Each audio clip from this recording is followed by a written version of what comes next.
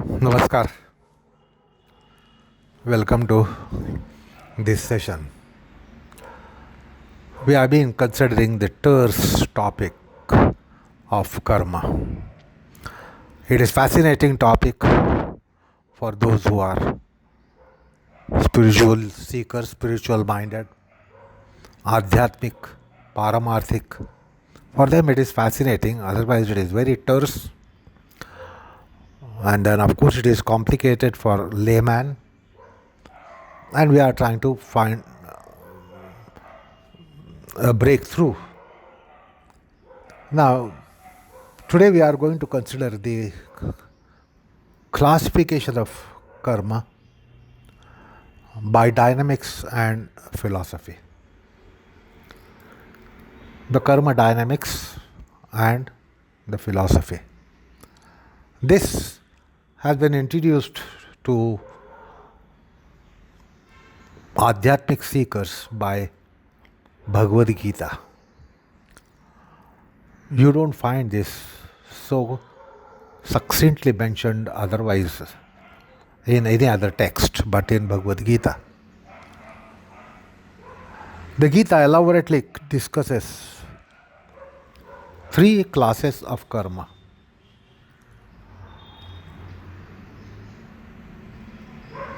And then additionally it discusses the fourth class. The classification is thus. It is karma, akarma, vikarma and Naishkarmya. So karma, akarma, vikarma, Naishkarmya. This is a fascinating topic introduced by Bhagavad Gita. Philosophy has accorded great importance to these classes.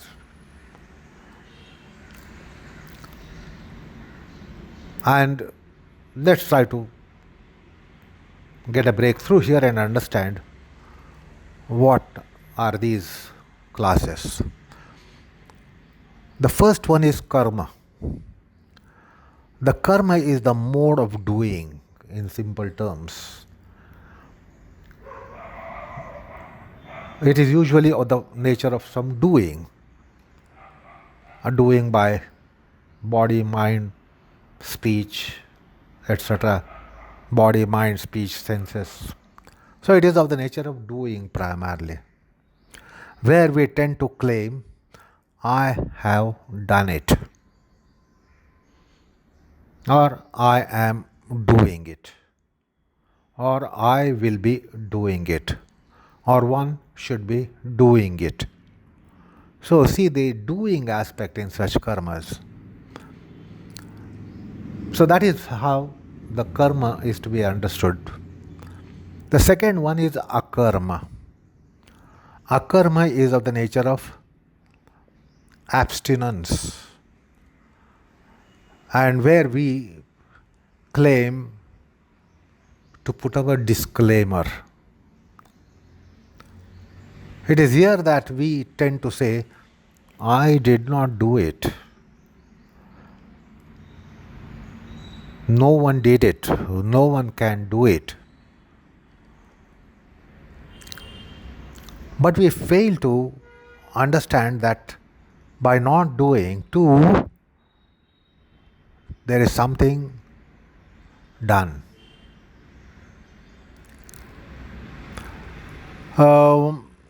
See, we have cases wherein to be silent is to endorse or to negate.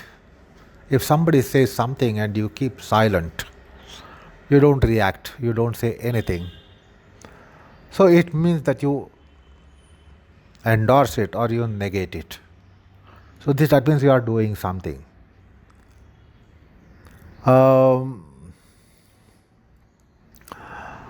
Or by not doing in a scenario,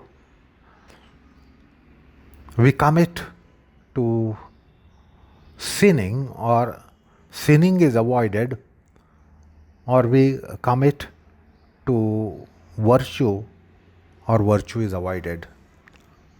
So when you are not doing, understand consequently it can result into sinning or not sinning, virtuing or not virtuing. So that's an important aspect to be considered about akarma. Or not doing a meritorious act. By not doing meritorious act, by very not doing of it, the vice gets attached. The vice gets attached to us by merely not doing a meritorious act. So not to commit that meritorious act itself amounts to sinning. There are certain acts that there are meritorious acts, but by not doing it, it is not only that you have not done a merit, but you have scored a demerit. The vice gets attached to us by not committing to virtue.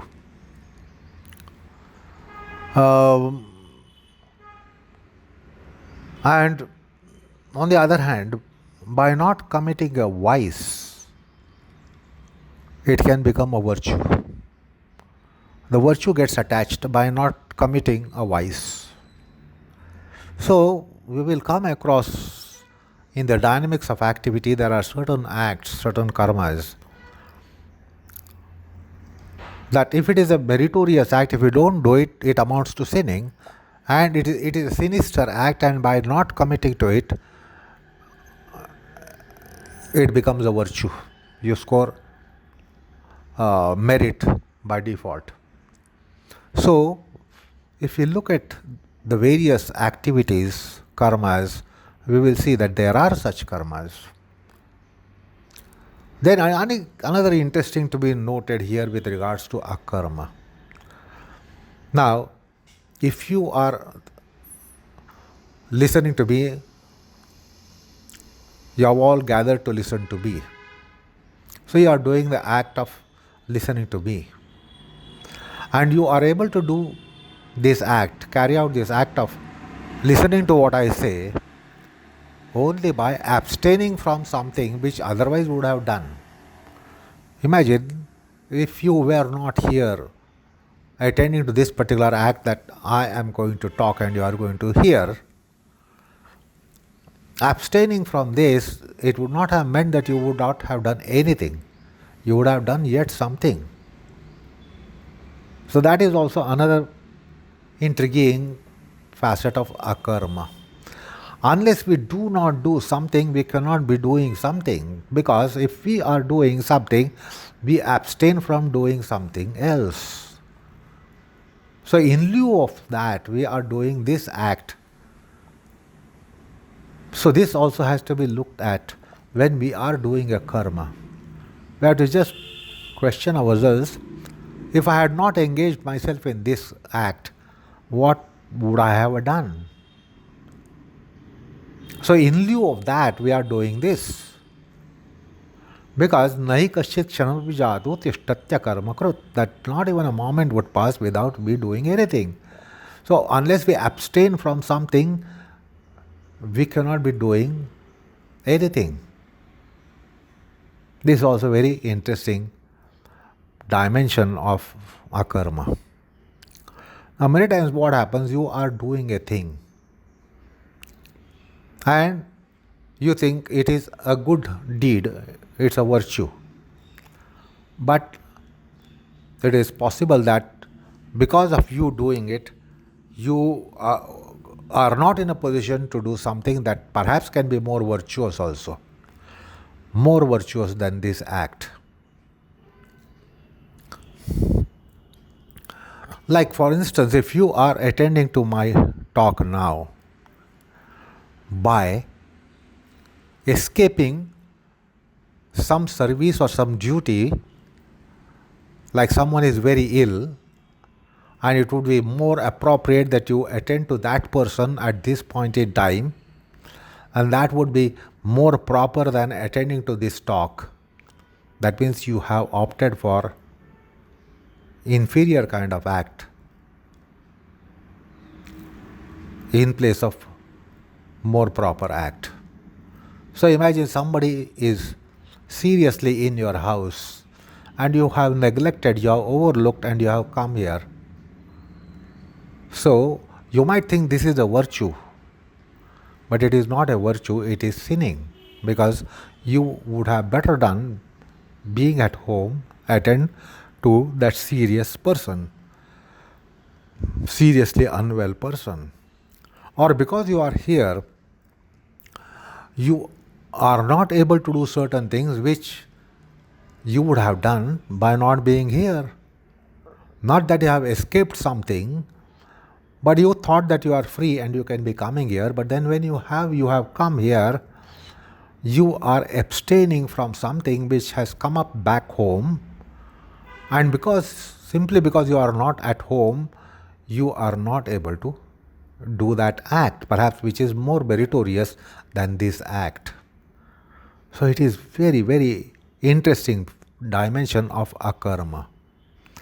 It should not be just dubbed as not doing, because you are not able to do that which you would have done if you had been back home rather than being here.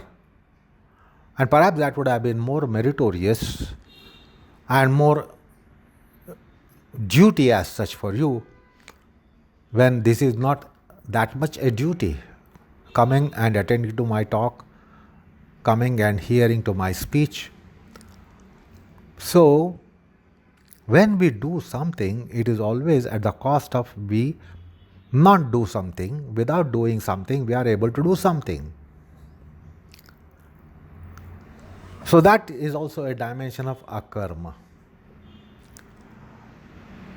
And I recall a verse from Bhagavad Gita. So when Bhagavad Gita says we just bother about what we are doing and what we are not doing for our own assessment of our karma. That I am doing these things, I have been doing these things, I have not done those things, and I have not been doing those things. And then we try to assess ourselves whether we are engaged in a better act, and have we abstained from an act which is not so better. And then we think we score a merit. But Bhagavad Gita says that you cannot be doing without not doing. You are not doing at home, and therefore you are here doing something. Not being at home, you can be here and doing what you are doing here now. So there is always a non-doing behind every doing. Unless you don't do something, you can't do this thing. So therefore that Bhagavad Gita verse is very, very, very illuminating. Akarmani karmaya pashyet karmani cha akarmanyaha sa buddhiman manushyeshu. So he is the most wise person who always cites, whenever this person is engaged in something, he tries to analyze, he tries to investigate and arrive at what is it that I have not done to be doing this. So to assess this particular act, that has to be considered, that what I would have done if I had not done this thing, this particular thing. So he always sees what is not done by doing something, and in non-doing, what is being done. There is no case that you can say, I was doing nothing. It's impossible to say that I was doing nothing, I have been doing nothing. You are, in any case, you are doing something. So when you want to assess what is the merit of not doing something, you have to see, in lieu of that, what you have been doing. So if you had not been here, you would have been doing something somewhere. What would have been that? So in your assessment of this moment, the karma of this moment, you will have to consider what would I have done if I were not engaged in this particular act. I would have been certainly in some other act. So was that more worthwhile than this? In that case, this is not a worthwhile act. So one who sees karma in akarma and akarma in karma, he is that wise man. And Karma Yogi is one who looks at this. He doesn't just bother about what is it that I am doing or what is it that I am not doing. In my not doing, I am doing something. In my doing, I am not doing something. So he considers all those four aspects, four dimensions. And that is the wise man in Karma Yoga, in Karma Marga. Anyway, so akarma is also very interesting concept which Bhagavad Gita introduces us, particularly with this particular mention, the quotation that I told you just now. Akarmani karma ya pashyet karmani cha karmanyaha. Then Bhagavad Gita mentions another class of karma that is called Vikarma. Vikarma is little strange and intriguing class of karma. So again, mind, it is all karma. Karma, akarma, vikarma. Now it is something that I remember Srimad Bhagavad Ramanuja Acharya has cast light on this class of vikarma. So it is something like vice-coated virtue or virtue-coated vice. Like we are aware of sugar-coated pills. The sugar-coated pills are invariably bitter pills. And because they are bitter pills, they are sugar-coated. So we are all familiar with this sugar-coated pills. Then why are they sugar-coated? Had they been not bitter, there was no need to sugar-coat it. So they are sugar-coated because they are bitter. So they should not torment you when it goes to the mouth. Because the bitter taste is always tormenting to the tongue and tormenting to you. So the vikarma is such kind of karma. It seems to be virtue, but it is not virtue. It is opposite. Or it seems to be vice, but it is not vice, but it is virtue. So again, we are in a kind of delusion in the field of karma that there are virtue-coated vices and vice-coated virtues. And that is vikarma. Because that's a special kind of karma. Because otherwise some karmas are such that you can identify these are out and out virtues or out and out sins. They are outside in sins or inside out virtues. So there won't be any confusion or confusing factor there. But then there are certain karmas where you are caught in that delusive spell. It is because it is virtue-coated vice and vice-coated virtue. So that is the kind of vikarma which we do come across in this dynamics of karma. There are indeed such karmas. Appearance in form is one and inherent form is another. So appearance in form is that it is virtue, but inherently it is vice. Or apparently it is a vice, but inherently it is virtue. So in our analysis of karma, the acts as such, we will come across such acts that they have one kind of seeming form, appearance in form, which is opposite of what it is inherently there in it, or intrinsically what it is. So that is the Vikarma. So Karma, Akarma, Vikarma. These are really fascinating classes of karma for a spiritual seeker. Then Bhagavad Gita discusses the fourth class of karma, which is in the fourth chapter. These three have come in the third chapter, and the next one, which is Naishkarmya.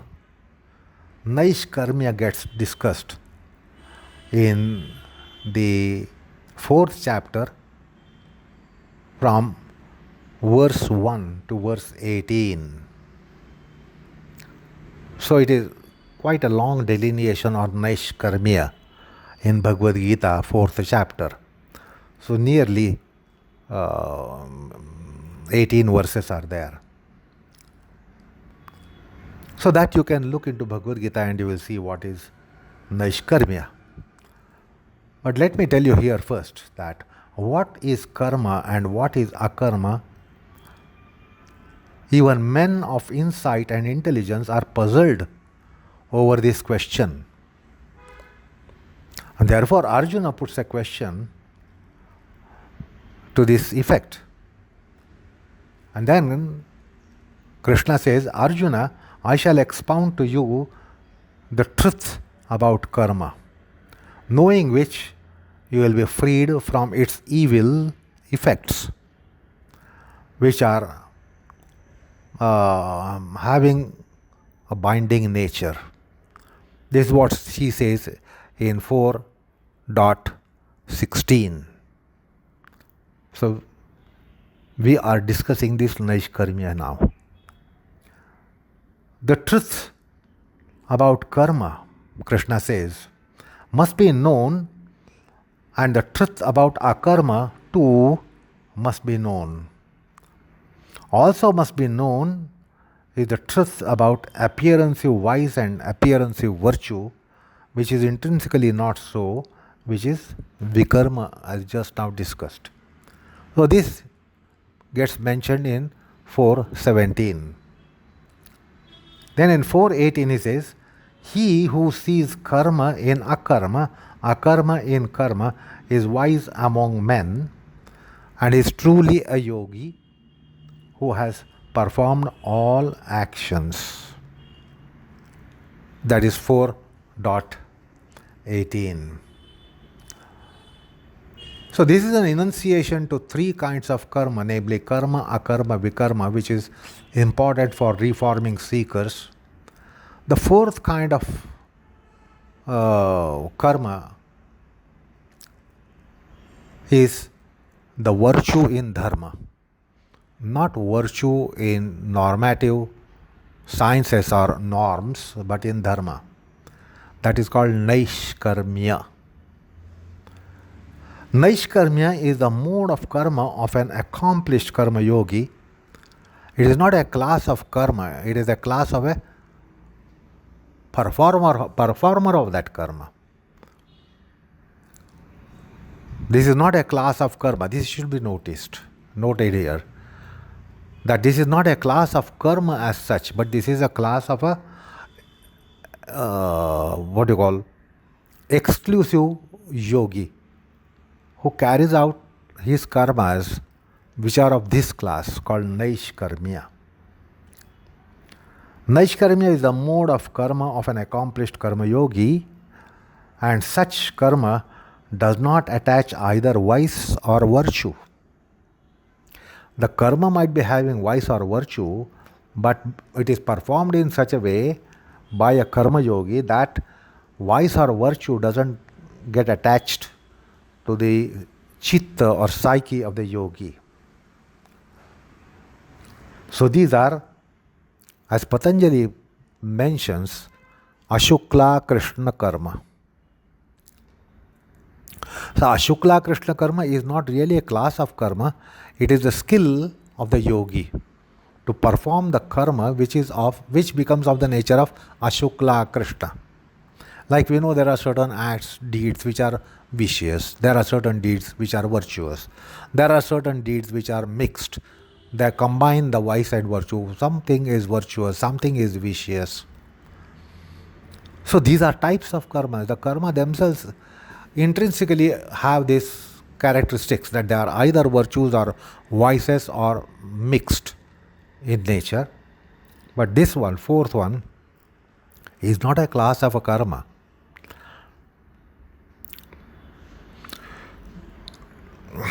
It is attributed to the exalted, evolved psyche, consciousness of a karma yogi or yogi. So the sins and virtues that might be inherently in the very act don't really touch the yogi. This is very important for yogi who is seeking liberation. That is Naishkarmya. So having committed the karma, it is as if yogi has not done it. And such karmas are beautifully described with a metaphor. Kamalapatra, Padmapatra ivam bhasa. Like lotus, which is in mud, which is in water. The mud and water doesn't touch it. It is untouched by the mud and water wherein it is existing, wherein it is subsisting. So these are such karmas that vices and virtues don't get attached to the mind of the yogi or the yogi himself. That is the Naishkarmya. So this is very important in mukti sadhana, moksha sadhana. Otherwise you will never be in moksha sadhana. And Patanjali characterizes these as ashukla-akr karma, ashukla-akr karma. Again, finally, I reiterate, it is not a karma by that nature. It is because of yogi's consciousness. The yogi is untouched by it. So these are the four classes of karma which I wanted you to get introduced to, and these are according to karma dynamics and philosophy of Karma Yoga. Now there are classes of karma according to Moksha Shastra. There are karmas according to Moksha Shastra. There are classifications. The Moksha Shastra delineates on three kinds of karmas. They are prarabdha, sanchita, kriyamana.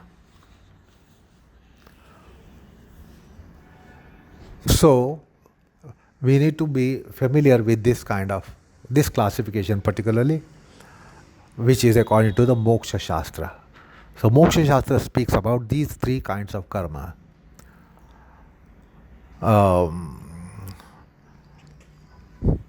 Which is prarabdha, sanchita, kriyamana. Now we need to be little knowledgeable about these classes of karma. So first one is prarabdha karma. Prarabdha karma is that set of accumulated karmas from our past lives in human form. So whenever we have been in human form, we have committed karmas. Now all the karmas, for many reasons, do not get fructified in one lifetime. So they are carried forward, and then they are fructified in some other incarnation as human being. Basically, prarabdha are the karmas committed by us in our previous incarnations in human form, not in subhuman form, but in human form. But since they did not fructify in that life, they got carried over. They became accumulated karmas, accrued karmas, accumulated karmas, and then they fructify in some other later incarnation. So when they fructify in a later incarnation, they are prarabdha. If the karmas are fructifying in the same life, they don't become prarabdha. But if the karmas fructify in some other life, then that becomes prarabdha. So today the karmas which we are facing, which are fructifications of our earlier karmas in the sense, in previous lives, then they are called prarabdha. But if you have committed some karma here and this in this life, and then it fructifies here itself, then it's not prarabdha. Okay. So that is called prarabdha karma. So these are the basis of our present life conditions, for which we don't find reason in this life. The reason for what we are or what we are facing is in some previous lives. The reason is in some previous lives. The cause is in some previous lives. We only experience the fruition in this life. So prarabdha karma is of the nature of fruition. So there is a class of karma of the nature of fruition itself. So we all know that karma has fruition. Every karma has a fructification. Every karma has a fruition. But here is a kind of karma which is a karma of the nature of fruition itself. It is a fruition by itself. So we are facing the consequences of our previous karmas in this life. Our previous karmas of previous lives in this life. So the very karma is of the nature of fructification. That is prarabdha. This is a unique dimensions of prarabdha karma. So the pains and pleasures that we get in this life, for which we don't see any reason in this life, why we are suffering or why we are enjoying in this life, we don't find a reason in this life, and therefore we say it is my destiny, it is my luck, or it is my ill luck, bad luck or good luck. So that is prarabdha. Now this prarabdha has again a sub-classification. It is called Ichha prarabdha, Anichha prarabdha, Parecha prarabdha. Ichha prarabdha means the destiny according to your own disposition and will. You wanted the things to be like that, you wanted to have an experience of a kind, and then it has happened, for which you have not done anything in this life, but some fructification of your previous lives which has gone according to your wish, according to your disposition, according to your predilection, then that has become Ichha prarabdha. It doesn't antagonize you. It is conducive to you. So it goes according to your wish. So when it goes according to your wish and not against your wish, it is called Ichha prarabdha. Ichha means your desire. So it is according to your desire, it is not violating your desire, and therefore it is Ichha prarabdha. The second one is Anichha prarabdha. Anichha prarabdha means opposite. It goes bang opposite to your desire. The undesired gets actualized and you have to face it. And that is what you call as bad luck, ill luck, fate, ill-fated condition. So that is anicca. There are many things in our life which happen according to our desires, for which we have not done anything. Or they are violating our desires, going contrary to our desires, for which again we have not done anything in this life. So it is a fructification of our past deeds, which either goes according to our desires or it goes opposite to our desires. Therefore, there are these two kinds of prarabdha, ichha prarabdha and anichha prarabdha. Then there is a third one called parecha prarabdha. Parecha means paraicha. It is desire of the supreme force. What we call as God disposed. And me wrongly say that man proposes and God disposes. It is not God disposes. Man proposes, but the destiny disposes. But there are some noble and lofty people for whom the divinity desires that they should be like that.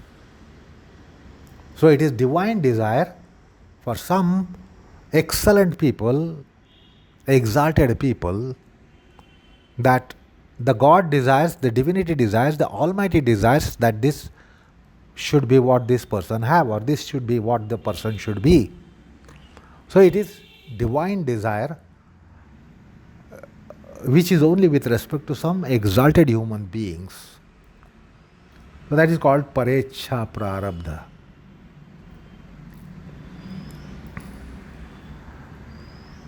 So these are extraordinary superhuman beings, spiritually evolved superhuman beings for whom divinity decides as to what should happen in their life. Because they are meant for divine mission on the planet. They are there to accomplish, fulfill the divine wish to protect the people, to save the people, or to guide the people, like great rishis and munis, the saints, etc. So their life is according to the plan of divinity, while our life is planned according to our own prarabdha. So these are the exalted mortals who are here to do the daiva karma, deva karma, bhagavad karma. They are manifesting on the planet to carry out the work of Bhagavan. They are here to carry out the mission of Almighty. So they are sagely and saintly mortals who are in fact immortals. And that is parecha prarabdha. It is divine plan which intervenes in the life of a sagely mortal. The best example here is that of birth of the great sage Vedavyasa. Vedavyasa was born to Parashara Muni and Matsya Gandha. This you will find the episode in Mahabharata, Adi Parva. So it was divine wish that Parashur should beget a son from Matsya Gandha, who was a fisher woman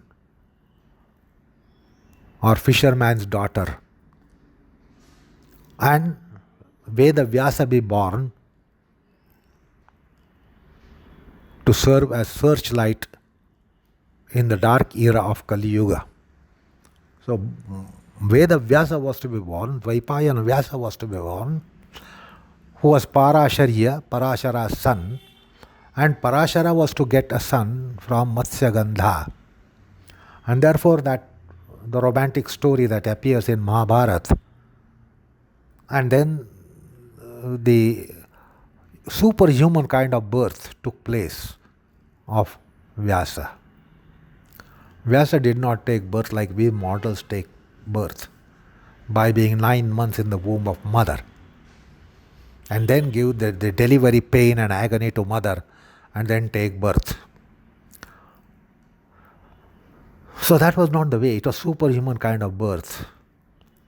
Parashara desired to have intercourse with Matsyagandha.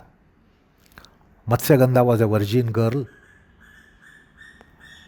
and he wanted her to beget a child for him.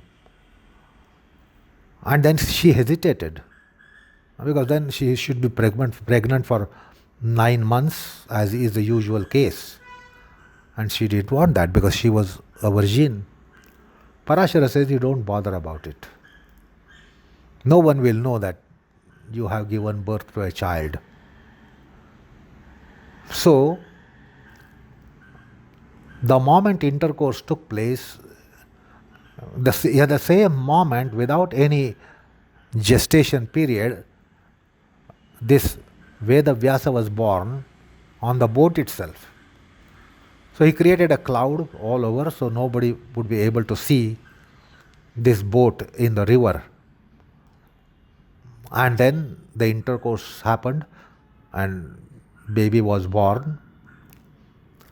By not keeping her pregnant, but through her womb, Vyasa was immediately born as a child of 9 years age.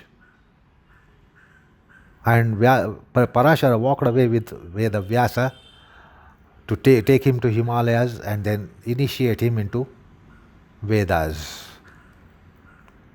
So she was not pregnant at all, but she delivered a baby. So that's a superhuman kind of delivery that took place to Veda Vyasa, of Veda Vyasa as Parashara's son.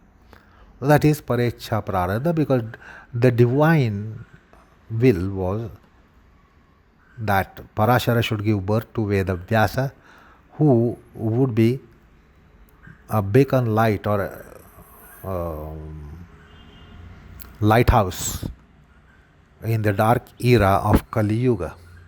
That is Parecha Prarabdha. So, that's about the Prarabdha Karma. There is again one more classification of Prarabdha Karma, which is Arabdha and Anarabdha.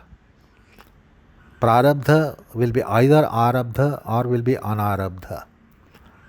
The Prarabdha which is already on the wheel of time and space and you are experiencing it. Anarabdha means you are yet to experience it, but it is inevitable that you will experience during the lifetime. It is tomorrow's destiny, about which you have no clue today. You have no clue of what is going to happen tomorrow, but it is certain to happen tomorrow. That is called Anarabdha, not yet commenced. So there is Prarabdha which of the nature of already commenced, and there is Prarabdha of the nature of yet to commence. So that is Prarabdha and Anarabdha. So that is the type of Prarabdha. Then comes Sanchita Karma, the second one in this classification, which is according to Moksha Shastra, is Sanchita. Prarabdha, Sanchita, Kriyamana. Three types.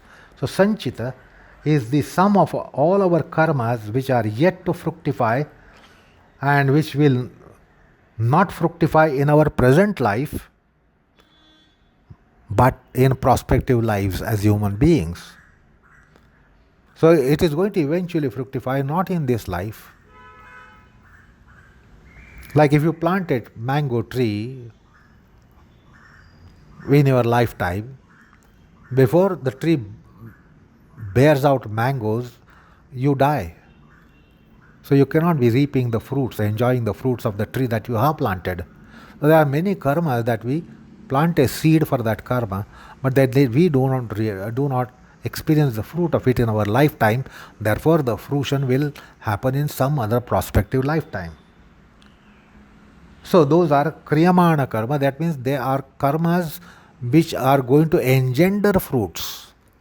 You should recall Prarabdha is a karma which is fructification of our past karma. Now this is a karma which is going to fructify prospectively. That is called Kriyamana karma. So these karmas are going to go into cold storage, and then they are going to fructify in some other prospective, our incarnation as human beings. So those are called Kriyamana karma. That means these are potential karmas which are going to fructify. We are making a provision for the fruition of it, but that fruition is going to be in a distant life, another life.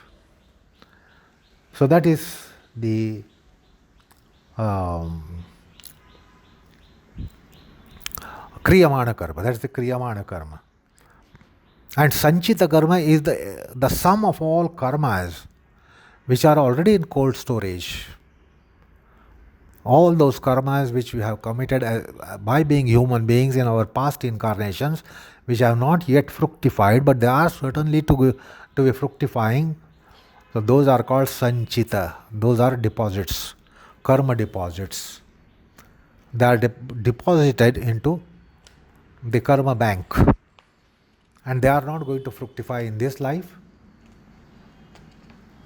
They are going to fructify in some other lives. So there is huge balance of karmas because we are committing karmas at very moment. If that is the case, how much is the accumulation of karmas? Not all karmas fructify here and now. So they do not fructify in lifetime. So therefore they go to cold storage. They remain there in cold storage. Some karmas don't even fructify even in the next life, following life, next human life, because there is such a huge built up of deposited karmas. The karma deposits, like in stock management, you have last in, first out, and first in, last out kind of management, stock management. So there are certain karmas which do not immediately fructify. They fructify after lapse of several births, several millennia, and several births. However, they have to remain in a cold storage as deposits, karma deposits. That's why the very apt term sanchita karma.